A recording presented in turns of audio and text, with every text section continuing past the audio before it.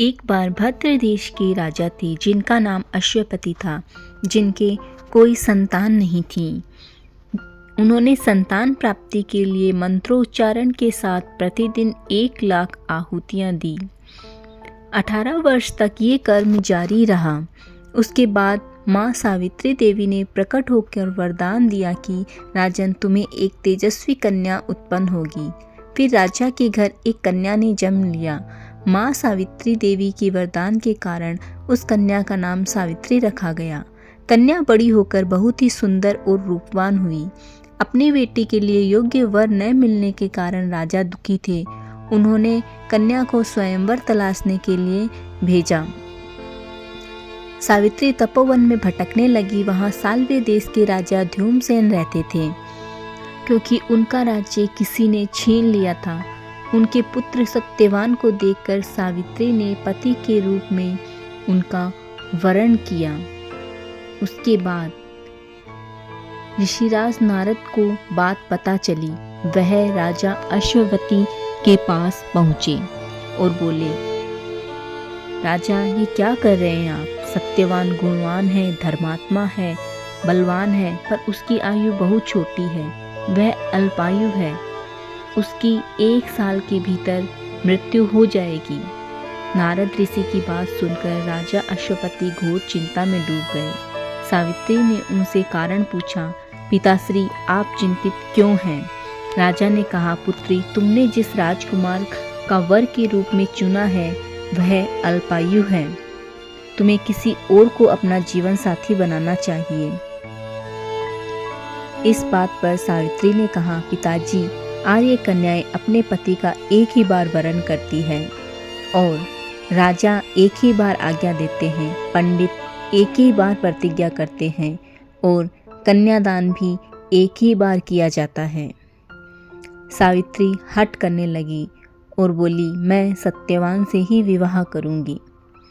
अश्वपति ने सावित्री का विवाह सत्यवान से कर दिया। सावित्री अपने ससुराल पहुंचते ही माता पिता की सेवा करने लगी। समय बीतता चला गया। नारद मुनि ने सावित्री को पहले ही बता दिया था सत्यवान की मृत्यु के बारे में। वह दिन जैसे जैसे करीब आने लगा, सावित्री अधीर होने लगी। उन्होंने 3 दिन पहले ही उपवास शुरू कर दिया। नारद मुनि द्वारा कथित निश्चित तिथि पर पितरों का पूजन किया। हर दिन की तरह उसे दिन भी सत्यवान लकड़ी काटने जंगल में गए और सावित्री भी उनके साथ गई। फिर जंगल में पहुंचने के बाद सत्यवान लकड़ी काटने के लिए पेड़ पे चढ़े। तभी उनके सिर में तेज दर्द होने लगा। दर्द से व्याकुल सत्यवान तुरंत नीचे आ गए। सत्यवान का सिर अपनी गोद में रखकर सावित्री उनका सर सहलाने लगी। तभी वहां यमराज आते दिखे। यमराज अपने साथ सत्यवान को ले जाने लगे। सावित्री उनके पीछे पीछे चल पड़ी। यमराज ने सावित्री को समझाने की कोशिश करी कि यह विधि का विधान है, लेकिन सावित्री नहीं मानी। सावित्री की निष्ठा और पतिपरायणता को देखकर यमराज बोला, हे देवी, तुम धन्य हो, तुम मुझसे कोई वरदान मांगो। सावित्री ने कहा, मेरे सास ससुर वनवासी और अंधे हैं, आप उन्हें दिव्य ज्योति प्रदान करें। यमराज ने कहा, ऐसा ही होगा, जाओ अब लौट जाओ। लेकिन सावित्री अपने पति के पीछे पीछे चलती रही। यमराज ने कहा, देवी तुम वापस जाओ। सावित्री बोली, मुझे अपने पति के पीछे पीछे चलने में कोई परेशानी नहीं है।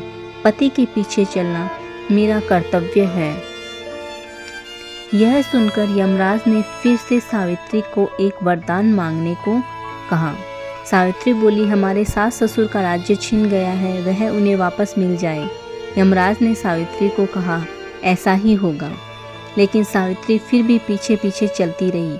तभी यमराज ने तीसरा वरदान मांगने के लिए कहा।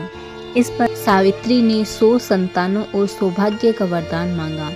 यमराज ने इसका वरदान भी सावित्री को दे दिया। सावित्री ने यमराज से कहा, प्रभु, मैं एक पतिव्रता पत्नी हूँ और आपने मुझे पुत्रवती होने का वरदान दिया है। इस पर यमराज ये बात सुनकर सत्यवान के प्राण यमराज को छोड़ने पड़े। यमराज अंतर्ध्यान हो गए और सावित्री वापस उसी पेड़ के नीचे आ गई जहां उसके पति का मृत शरीर पड़ा था। सत्यवान जीवित हो गया और दोनों खुशी खुशी अपने राज्य की ओर चल दिए। दोनों घर पहुँचे तो देखा माता पिता को दिव्य ज्योति प्राप्त हुई है और वे खुश हैं। इस प्रकार सावित्री सत्यवान चिरकाल तक राज्य सुख भोगते रहे। अतः पतिव्रता सावित्री के अनुरूप ही प्रथम अपने सास ससुर का उचित पूजन करने के साथ ही अन्य विधियों को प्रारंभ करें। अतः वट सावित्री व्रत और इस कथा को सुनने से उपासक के वैवाहिक जीवन या जीवन साथी की आयु पर किसी प्रकार का कोई संकट आया हो तो वह संकट भी टल जाता है। वीडियो पसंद आई हो तो वीडियो को लाइक, शेयर और सब्सक्राइब जरूर करें। धन्यवाद।